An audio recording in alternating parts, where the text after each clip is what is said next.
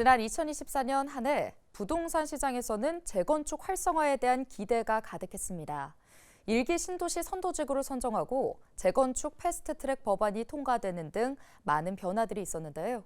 하지만 부동산 경기 침체와 공사비 인상 등 사업성 악화 속에 재건축 시장도 양극화 현상만 심화된 모습입니다. 이관성 기자가 돌아봤습니다.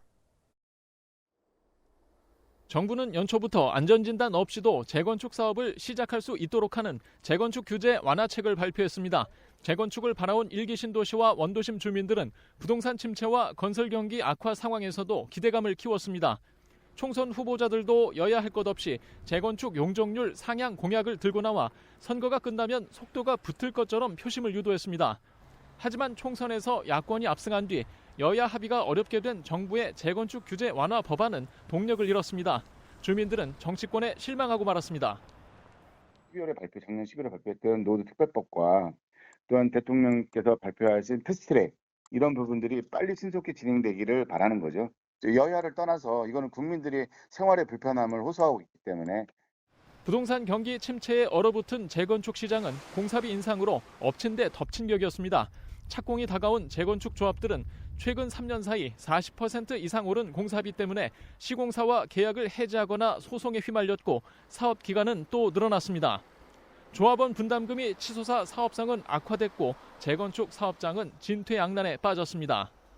그러던 중 7월과 8월 서울과 수도권 일부 지역 아파트값이 상승하면서 재건축 사업장들이 다시 움직이기 시작했습니다.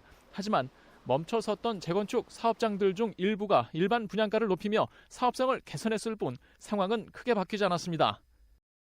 부동산 시장이 워낙 횡보를 하다 보니까 가격 상승에 대한 기대감이 떨어짐으로 인해서 재건축에 대한 기대가 낮아지고 건설 단가들이 또 많이 인상됨으로 인해서 조합의 사업성들이 떨어지게 되면 조합원들의 분담금이 늘어나기 때문에 재건축 패스트트랙 관련 법안은 지난 11월 결국 여야 합의로 국회를 통과했습니다.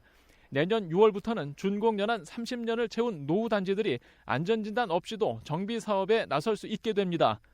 국토교통부는 재건축 패스트트랙으로 재건축 사업 기간이 3년가량 단축될 수 있다고 내다봤습니다.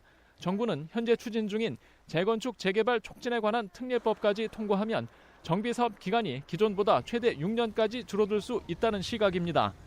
부동산 시장에서는 주택 공급이 부족한 서울과 수도권 일부 지역에서 재건축에 나서는 노후 단지들이 늘어날 것으로 보고 있습니다. 하지만 재건축 패스트트랙만으로 재건축 활성화 효과를 거둘 수 있을지는 아직 알 수 없습니다.